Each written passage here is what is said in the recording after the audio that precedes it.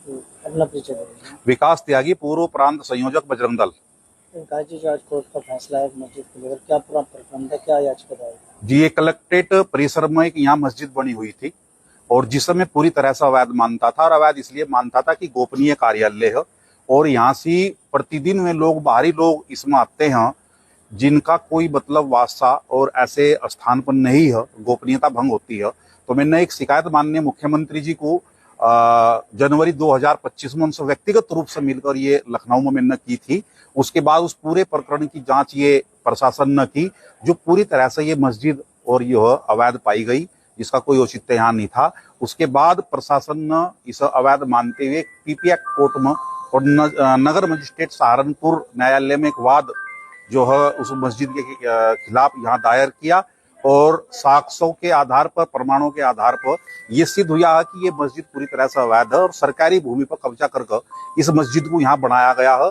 और नगर मजिस्ट्रेट माननीय न्यायालय ने यह आदेश दिया है कि मस्जिद का ध्वस्तीकरण हो और जो मस्जिद कमेटी है उस पर लगभग 6 करोड़ 42 लाख समथिंग और यह पेनल्टी लगी है, यानी जुर्माना लगा है, वो भी इस पर वसूला जाएगा। मैं माननीय मुख्यमंत्री जी के इस प्रयास का और मैं स्वागत करता हूं और मैं मांग करता हूं कि तुरंत इस मस्जिद का ध्वस्तीकरण हो, तुरंत इस पर बुलडोजर की कार्रवाई होनी चाहिए। साक्ष्य मिले थे जो ये अब वो साक्ष्य प्रमाण तो सब न्यायालय में उन लोगों ने पेश किए, न्यायालय का निर्णय है और न्यायालय के निर्णय के आधार पर ही और इसके ध्वस्तीकरण की और पेनल्टी की कार्रवाई हुई है। देखिए, ये आदेश ही नहीं है, ये ऐसा लगता है जैसे प्रशासनिक आदेश कर दिया हो। ये जुडिशियल ऑर्डर नहीं है।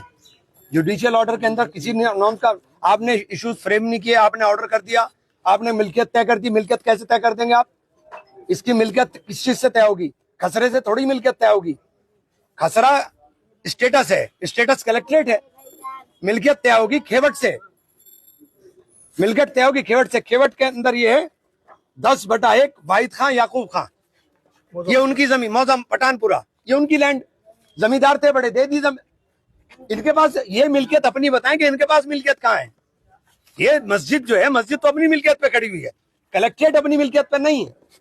तो आप मिल्कियत बताएं, आपकी मिल्कियत कहाँ है? और दूसरी बात, जब ये मस्जिद बनी थी 1911 में बिजली का बिल इसके पास है। बिजली का बिल 1911 का बताया जा रहा है कि कुछ रात अधिकारी आए थे, नोटिस वगैरह दे रहे थे।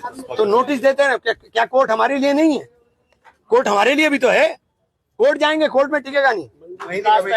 अरे यहाँ मंदिर भी है भाई। आज मस्जिद पे बुलडोजर चला रहे हो, कल मंदिर पे चलाओगे। यहाँ मंदिर नहीं है क्या?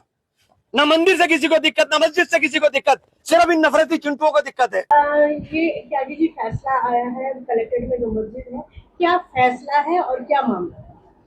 मामला तो ये है कि ये मस्जिद सरकारी ज़मीन पर बनी हुई थी और इसका कोई मिल्कियत का सबूत उनके पास नहीं था।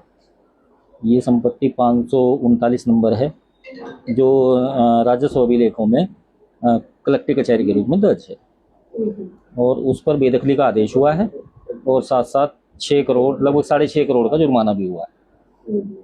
तो उनके पास क्या क्या नहीं था? वो कह रहे थे ये वक्फ की जमीन है, ये उनकी जमीन है। उनके द्वारा एक तो नगरपालिका असेसमेंट की नकलें दाखिल की गई और एक बिजली का बिल दाखिल किया गया।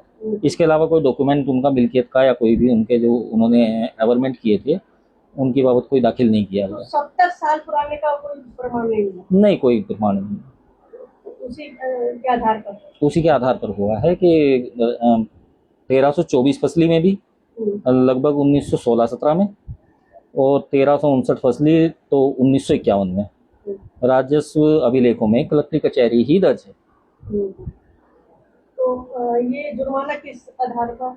जुर्माना इस आधार पर हुआ है कि ये मस्जिद की जो कथित मस्जिद जो है उसकी संपत्ति जो यूज कर रहे थे उसमें लोगों को, बाहर के लोगों को ठहरा कर उनसे किराया वसूल कर रहे थे और इसी संपत्ति में ऊपर की ओर एक डाकखाना भी है, उससे भी ये किराया वसूल कर रहे थे और लगातार 50 वर्षों से कर रहे थे। तो उस वजह से इन पर जुर्माना हुआ लगभग 70 वर्ष से। लेकिन डाकखाना तो सरकारी होता, तो वो कैसे? डाकखाना सरकारी केंद्र सरकार का एक उपक्रम है। हाँ। लेकिन ये संपत्ति उत्तर प्रदेश सरकार की है तो केंद्र सरकार के इनको कोई मुआहदा करने का या एग्रीमेंट करने का कोई राइट नहीं था, ये माना गया। हाँ। तो अब किस तरह की कार्रवाई होगी? अब आगे 30 दिन का समय दिया गया है इनको, तो कहीं कोई लीगल कार्रवाई करना चाहते हैं करेंगे, बाकी 30 दिन बाद इनको बेदखली का अगर ये आगे कोर्ट आदेश में दिया जाना गया। चाहें? जा सकते हैं, वो कानून में प्रोविजन है, जा सकते हैं।